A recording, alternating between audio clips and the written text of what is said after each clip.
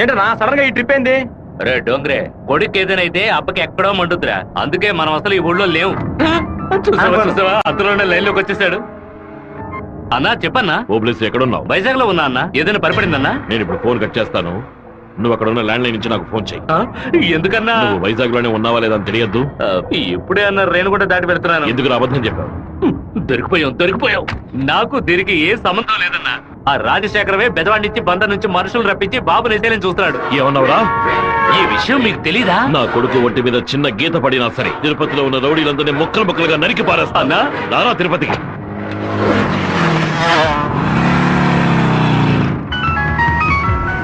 బాబు ఎక్కడున్నావు? Register office వరకు వెళ్తున్నాను అన్న. పక్కన ఏదైనా పోలీస్ స్టేషన్ ఉందా? తిలక్ నగర్ పోలీస్ స్టేషన్ ఉంది నాన్న. నువ్వు వెంటనే వెళ్ళి ఫోన్ చేసి ఆ ఇన్స్పెక్టర్కి. దేనికి నాన్న?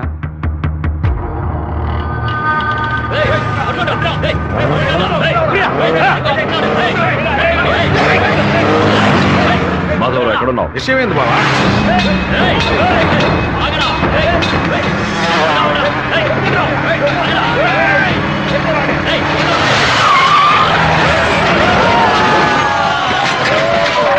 స్టేషన్ అడిగితే శివ ఎక్కడికి రాలేదని చెప్పారు బావా. మన వాళ్ళకి ఫోన్ చేసి తిలక్ నగర్ మొత్తం వెతకమని చెప్పు.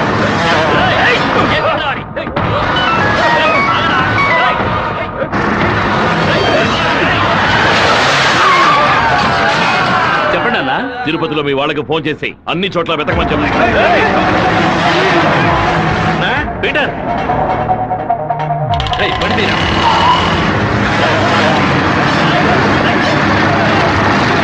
తిరుపతిలో ఏ ఒక్క చోట వదలకుండా మన వాళ్ళతో వెతికించు.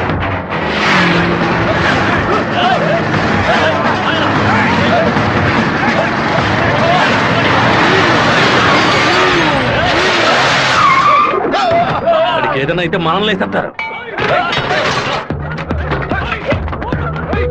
నేను ఆ కొండపైకి వెళ్ళి చూస్తాను. మీకు ఏదైనా తెలిస్తే నాకు ఫోన్ చేయండి. అలాగేనా?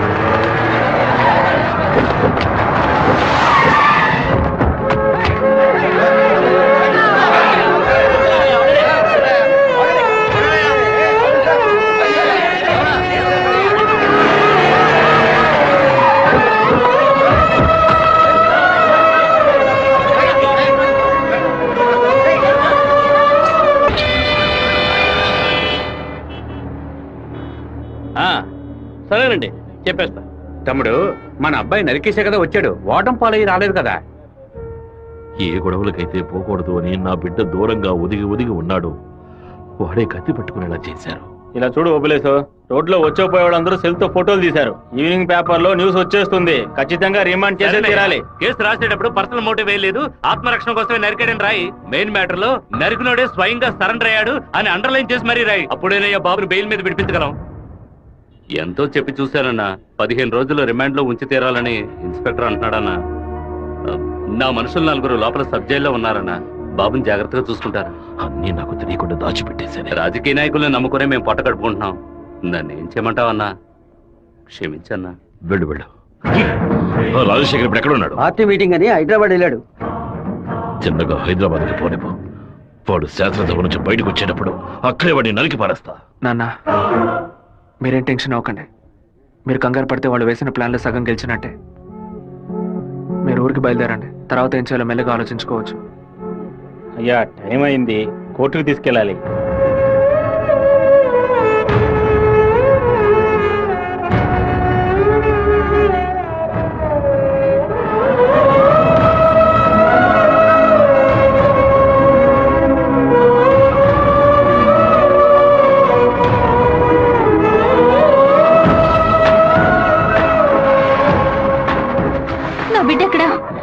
నా బిడ్డ రాలేదా? వాడిని జైల్లో పడేస్తారా? ఇందుకేనా వాడిని ఊరికి పంపించింది? భగవంతుడా, నా కడుపు మండిపోతుంది. నా ఒక్కరోజు కూడా వాడిని చూడకుండా ఉండలేదే. ఎప్పుడైతే నా కొడుకుని లేపడానికి వాడు ప్లాన్ వేశాడో ఇంకా వాడు బతకడానికి వీల్లేదు. హైదరాబాద్ వెళ్ళి వాడి పొట్ట కోసేసి ఆ పేగులు మెడ వేసుకొచ్చేనా? వాడు ఊరితో గొడవ పడలేదు, నాతో గొడవ పడ్డాడు. వాడిని నేనే నరికి చంపాలి. ఏ రోజైతే వాడు ఈ ఊళ్ళో అడుగు పెడతాడో ఆ మరుక్షణమే వాడి తల తెగి. అన్న ఈరభద్రం కొడుకులు లేపేయడానికి మనమే మనుషులు పంపామని అతనికి తెలిసిపోయింది. ఇప్పుడు ఊరికి వెళ్తే మనది ఊరికి వదలడు. అవునన్నా. ఇక్కడ మంత్రి వరదరాజుల ప్రాబ్లం పెద్దదిగా ఉంది. సరే, ముందు నువ్వు హోటల్ రూమ్ ని ఖాళీ చేసి అలాగే ఎమ్మెల్యే హాస్టల్ అలాగే. నువ్వు కూడా పో. అలాగేనా?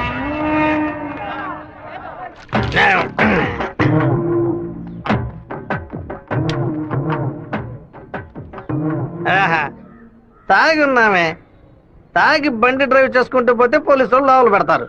నెట్టుకుంటూ పోతాం.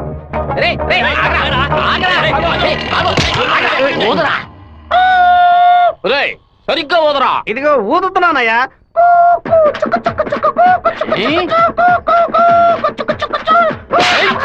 ఎగతాళా? మందు కొట్టవలేదో తెలుసుకోవడానికి పోదమంటే కొట్టానయ్యా. వీధి వీధికి వైన్ షాప్ ఓపెన్ చేసి పెట్టి రండ్రా తాగండి అంటూ మా దగ్గర ఉన్న డబ్బులన్నీ నాకి పారేస్తున్నారు. సైకిల్ మీద బైక్ మీద వచ్చిన వాళ్ళు అక్కడ ఎట్టేళ్తారా? దాని మీదే కదా ఇంటికి వెళ్ళేది. ఒక పని చేయండి అయ్యా, తాగుబోతులకు మాత్రం రాత్రి 7 గంటల తర్వాత ఒక బస్సు ఏర్పాటు చేయండి. మేము ఫుల్ గా తాగి ఇంటికి వెళ్ళి హ్యాపీగా తొంగుంటాం. ఓవర్గా మాట్లాడగరా. అలాగే మాట్లాడతానండి. తాగేసి బండి డ్రైవ్ చేసుకుంటూ వెళ్ళకూడదనే చట్టం ఉంది. చట్టం ఉందా? బండి నెట్టుకుంటూ వెళ్ళడం తప్పు కదా, కానీ ఎవడ బండు నెట్టుకుంటూ వెళ్ళడం తప్పురా.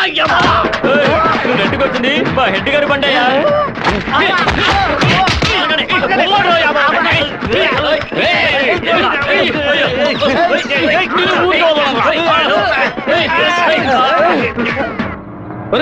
బాబు వచ్చేసాడు. అమ్మగారు చెప్పండి.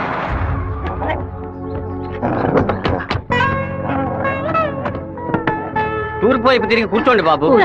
కూర్చో.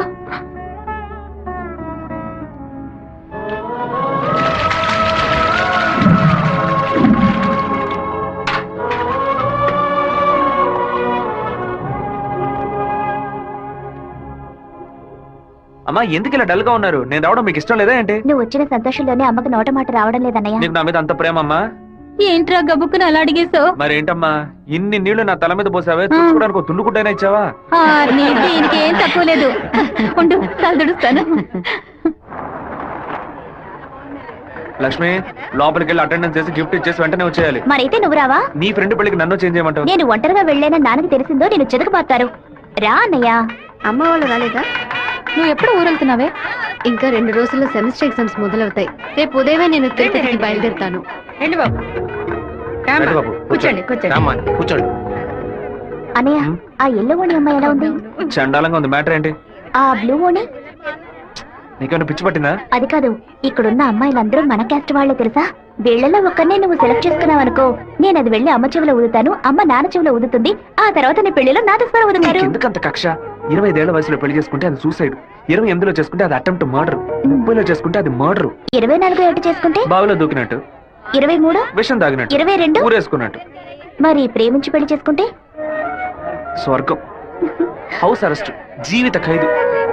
అనయ్య, టీవీలో అమ్మాయిని చూడు, చాలా అందంగా ఉంది. అయ్యో, ఒకసారి చూడు. ఏంటా జరుగు? తను నచ్చిందా? చాలా అందంగా లక్షణంగా ఉంది కదూ. తను ఎవరో ఏమిటో నేను కనుక్కొని నీ చేత ఆత్మహత్య చేయించరా? వచ్చే ఏప్రిల్ 1 వరకు ఓపికగా ఉండు, మరుసటి రోజు చెప్తాను. ఏమిటనయ్యా, లవ్లో పడ్డావా? ఒక అమ్మాయి అంగీకారం కోసం 6 నెలలుగా వెయిట్ చేస్తున్నాను. తనేం చెప్తుందో తెలియట్లేదు. నిన్ను తన గుండెల్లోనా పెట్టుకున్న కుర్రాడమ్మా, అయ్యయ్యో వాడి మనసు గిల్లొద్దే. 3 నెలలు 6 నెలలు కాచుకున్న పిల్లాడమ్మా, నువ్వింకా వాడి మనసు చంపొద్దే, నువ్వు చంపొద్దే, ఓ చంపొద్దే. నన్ను చూసి పోవే, నువ్వు నన్నే చూసి పోవే, మాట చెప్పి పోవే, ఒక మాటే చెప్పి పోవే. నన్ను చూసి పోవే, నువ్వు నన్నే చూసి పోవే, మాట చెప్పి పోవే, ఒక మాటే చెప్పి పోవే. కాచుకున్న 6 మాసాలు, కళ్ళు తెరిచి కలలు కన్నా 3 మాసాలు. ఏదో జరిగెను, హృదయం కరిగెను, మనసే మరిగెను, అవును అన్న మాట కోసం. నన్ను చూసి పోవే, నువ్వు నన్నే చూసి పోవే, మాట చెప్పి పోవే, ఒక మాటే చెప్పి పోవే. నిన్ను తన గుండెలోనా పెట్టుకున్న కుర్రాడమ్మా, అయ్యయ్యో వాడి మనసు గిల్లొద్దే. 3 నెలలు 6 నెలలు కాచుకున్న పిల్లాడమ్మా, నువ్వింకా వాడి మనసు చంపొద్దే.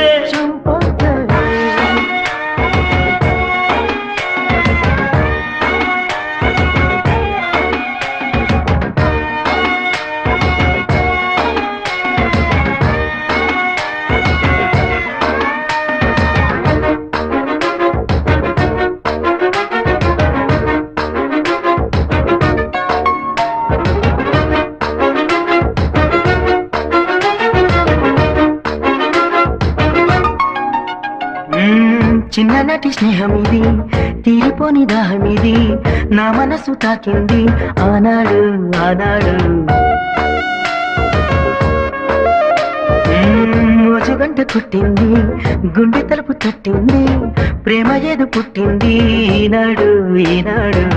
నేస్తమా నేస్తమా, నాలో నేను ఏడుస్తున్నా నువ్వు చెప్పే మాట కోసం. నన్ను చూసి పోవే, నువ్వు నన్నే చూసి పోవే, మాట చెప్పి పోవే, ఒక మాటే చెప్పి పోవే. నిన్ను తన గుండెలోనా పెట్టుకున్న కుర్రాడమ్మా, అయ్యయ్యో వాడి మనసు గిల్లొద్దే. 3 నెలలు 6 నెలలు కాచుకున్న పిల్లాడమ్మా, నువ్వింకా వాడి మనసు చంపొద్దే, నువ్వు చంపొద్దే.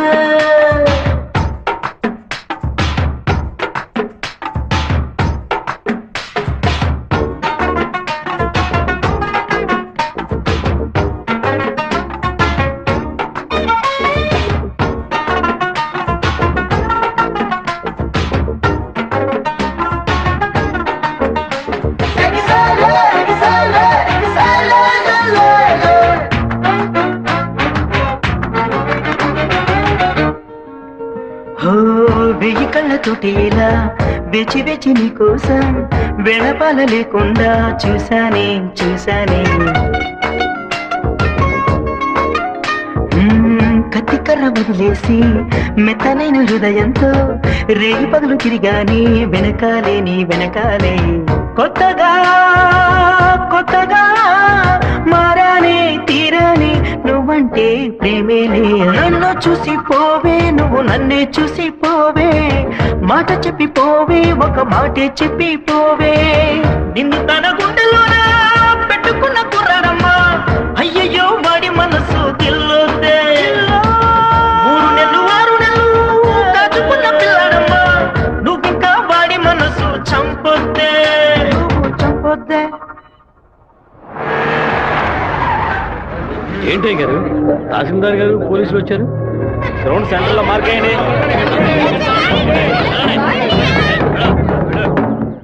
ఏంటో అర్థం కావట్లేదా?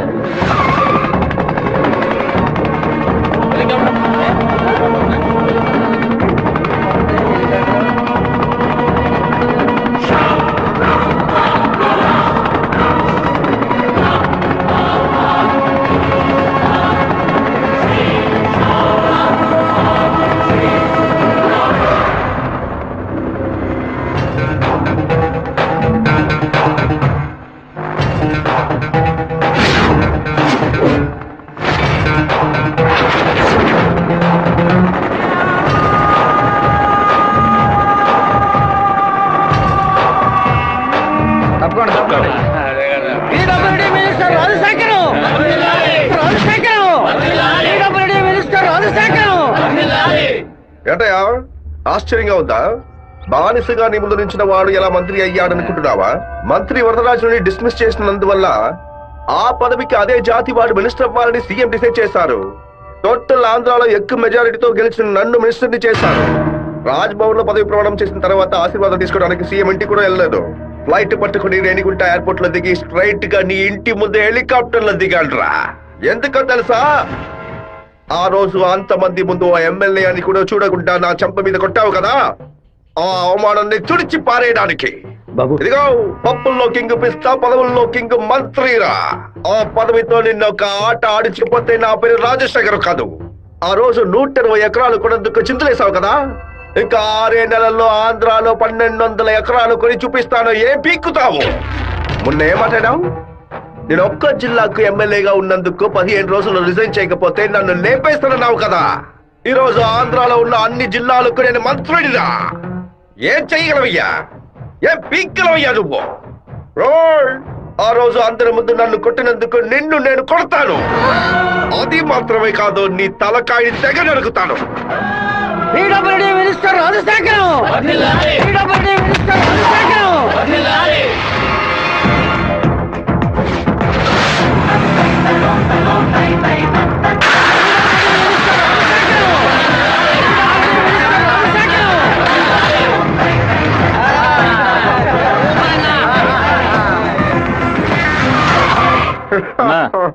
నిన్ను కలవాలని వీరభద్రం కొడుకొచ్చాడన్నా. వాడితో ఎంతమంది వచ్చారు? ఒంటరిగా వచ్చాడన్నా.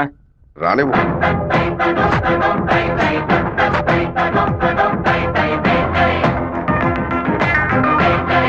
నేను మీతో కొంచెం ఒంటరిగా మాట్లాడాను. నువ్వేంటా నాతో మాట్లాడేది?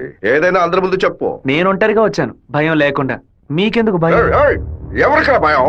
వెళ్ళవయ్యా, పోండి, బయటపోండి. ఏం మాట్లాడాలి? పప్పుల్లో కింగ్ పిస్తా, పదవుల్లో కింగ్ మంత్రి అన్నారుగా, వినడానికి బానే ఉంది. కానీ మీకు మ్యాటర్ తెలుసా? పచారీ కొట్టు లిస్ట్ లో కందిపప్పు, మినపప్పు, శనగపప్పు, పెసరపప్పు అని అన్నిటినీ కిలో లెక్కలో రాస్తారు. కానీ పిస్తా పప్పును మాత్రం 50, 100 గ్రాముల లెక్కలోనే రాస్తారు. పాయసంలో కూడా ఎక్కువ వేయరు, తక్కువే వేస్తారు. దాన్ని ఎక్కువ కొంటే క్యాష్ అవుట్, ఎక్కువ తింటే ఆరోగ్యం అవుట్. అలాంటిదే మంత్రి పదవి కూడా. గుర్తుని మార్చి నొక్కామే అనుకో, పదవి లేక రోడ్లో నుంచోవాలి, లేకపోతే కోర్టులో నుంచోవాలి. ఇంతవరకు ఎవరైనా సరే మా నాన్నతో వెనక నుంచొని మాట్లాడారే కానీ ముందు నుంచొని మాట్లాడలేదు. మొదటిసారిగా ఒకడు మా నాన్న ముందు నుంచొని ఛాలెంజ్ చేయడమో చూశాను, తల నరికేస్తానండమో విన్నాను. కొంచెం బాధ కలిగింది. ఇప్పుడు చెప్తున్నాను, నీకు 30 రోజులు టైం ఇస్తున్నాను. ఆలోగా నువ్వు చెప్పినట్టు మా నాన్న తల నరికేస్తే నా కుటుంబంతో పాటు వచ్చి నీ కాళ్ళ మీద పడతాను. అదే విధంగా నేను నీ తల నరకపోతే మా నాన్న వచ్చి నీ కాళ్ళ మీద పడతాను. నువ్వు మా నాన్న తల నరికేస్తే నా కుటుంబంతో పాటు వచ్చి నీ కాళ్ళ మీద పడతాను. అలాగే నీ తల నరకపోతే మా నాన్న వచ్చి నీ కాళ్ళ మీద పడతారు. అంటే నేను నీ తల కన్ఫర్మ్ గా నరికేస్తానని చెప్తాను. నేను ఇప్పుడు మంత్రినిరా, కానీ మీ నాన్న ఇంకా పులివెందల్లో అదే వీరభద్రమే. అయితే ఛాలెంజ్ రెడీనా? 30 రోజుల్లో మీ నాన్న తల లేపేస్తాడ్రా. ఎవరిని లేపేస్తారో చూద్దామండి. అయితే మా నాన్న చెప్పినట్టు త్వరలోనే అనంతపురం డిస్ట్రిక్ట్ లో బై ఎలక్షన్స్ వస్తాయి అనుకుంటా. వస్తానండి.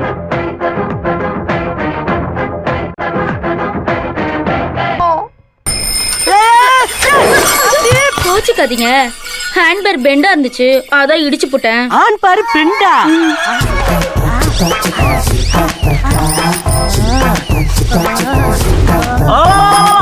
ஊர்க்காரங்களா ஓடுவாங்க. ஏண்டா ஒரு பொட்ட பிள்ளைய நட்ட நடு ரோட்ல இப்படி அசிங்கப்படுத்திட்டு இருக்க?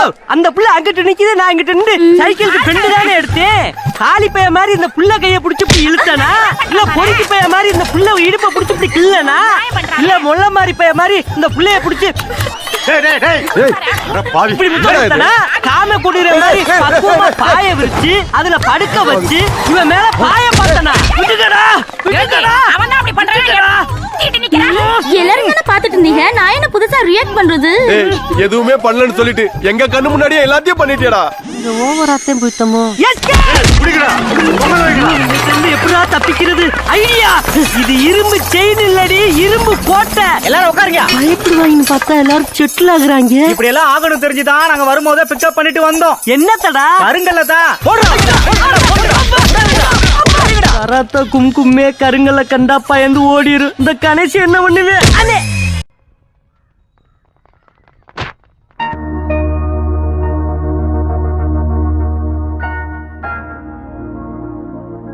విఘ్నేశ్వరుని చూసి నవ్వుతున్నాడేంటి? ఓ అయ్యో అమ్మా! అయ్యో! జాగ్రత్తగా రావచ్చు కదా. కావాలని పడ్డాను. April fool. పోవే మోహన్ చూడు, ముఖ్యమైన పని మీద బయటకు వెళ్తుంటే ఇలా ఫోన్ చేసావంటే? అది కాదన్నయ్య, ఏప్రిల్ 1వ తారీఖున ఒకసారి మోసపోతే మళ్ళీ మోసపోరని అంటారు. నువ్వు వెళ్లే పని తప్పకుండా సక్సెస్ అవుతుంది.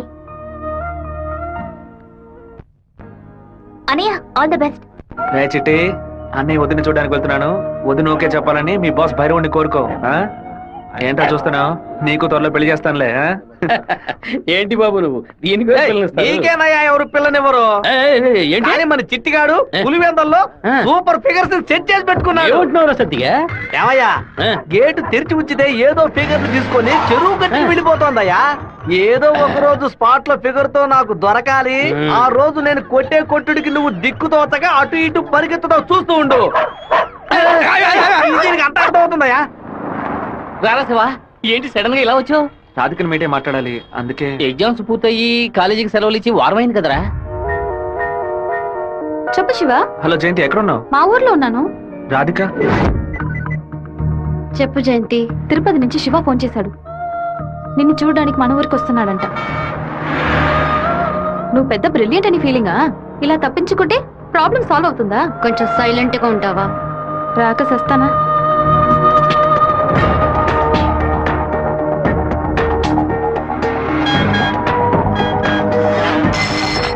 హలో. రే జయంతి, రాధిక 10:30 ఎక్స్ప్రెస్ బస్సులో తిరుపతికి వస్తున్నారా? ఆ బస్ కండక్టర్ నెంబర్ ఏంటో కనుక్కో. హలో, ఎవరు? అన్నా, శివన్ మాట్లాడుతున్నాను. వేంపల్లో 2 అమ్మాయిలు ఎక్కారా? అవును బాబు. నేను హైవేలో ఉన్న బ్రిడ్జ్ పక్కన వెయిట్ చేస్తూ ఉంటాను. ఆ అమ్మాయిలు కొంచెం దింపేస్తారా? అలాగే బాబు.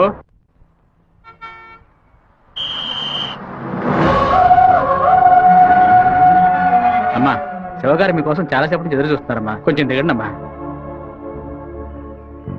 అమ్మా, మీరు దిగితేనే బస్సు బయలుదేరుతుంది.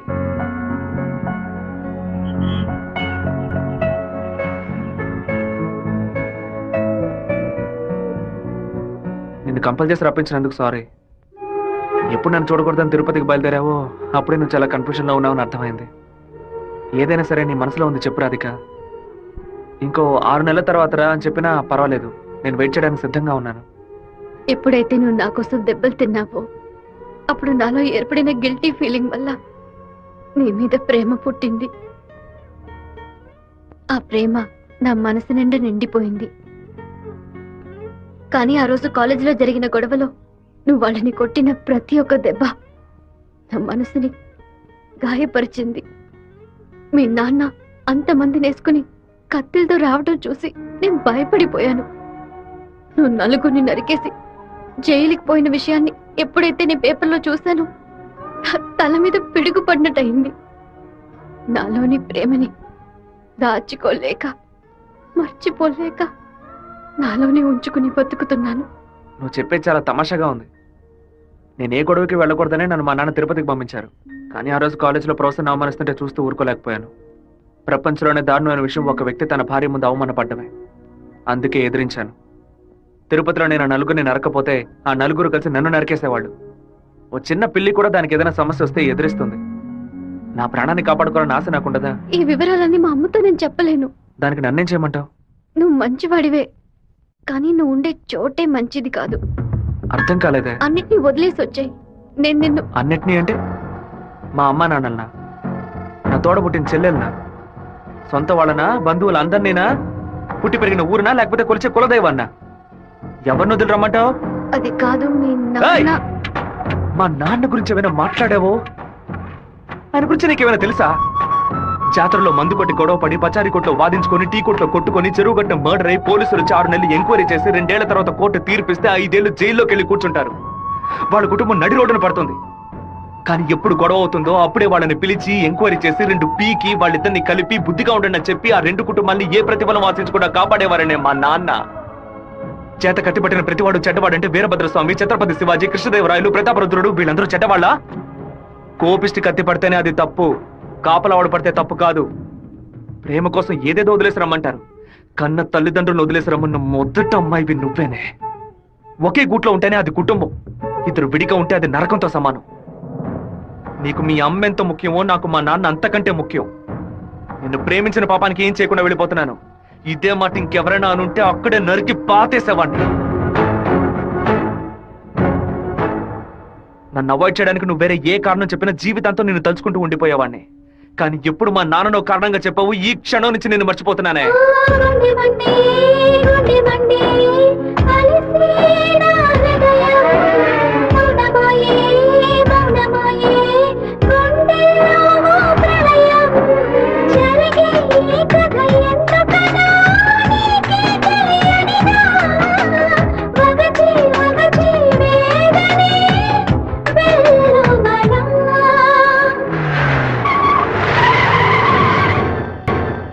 మిత్రమా, మిత్రమా, నీకోసమే వెయిటింగ్. అకస్మాత్తుగా కడుపు నుంచి నీ ఏరియాకి ట్రాన్స్ఫర్ చేయించావేంటి? ఏంటి విషయం? ఓ చిన్న ప్రాబ్లం. ఇప్పుడు నేనేం చేయాలో చెప్పు. ఆ వీరభద్రాన్ని అరెస్ట్ చేసి ఒక్కరోజు జైల్లో పెట్టాం. మా వాళ్ళని పంపి వాడిని లేపేస్తాను. దానికి ముందు జైలుకు తీసుకెళ్లే దారిలో వాడిని 2 నిమిషాలు నా ఇంటికి తీసురా. వాడి చంప పతల కొడతాను. అది ఎందుకన్నా? ఇలాగేగా నా చంప మీద కొట్టాడు. దున్నపోతున్నారా? ఈ ఏరియాలోనే పెద్ద మనిషి అంటున్నావు, ప్లాన్ వేయకుండా అరెస్ట్ చేయడం కష్టం. ఓ పని చేద్దాం.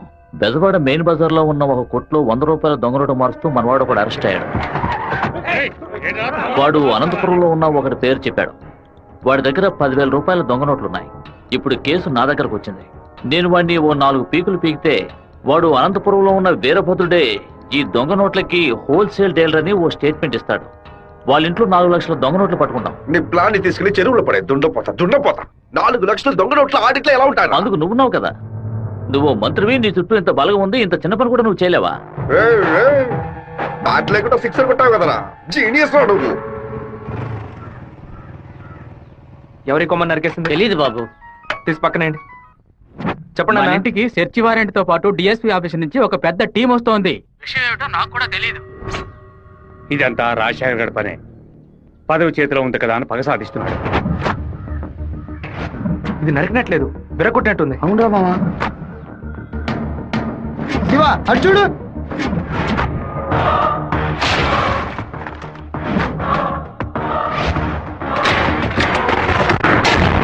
నిన్న రాత్రి మన ఇంట్లోకి ఎవడో దూకొచ్చాడు.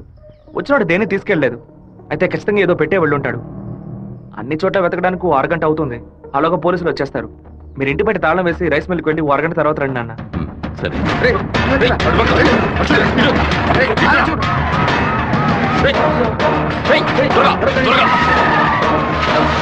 అన్ని దించండి.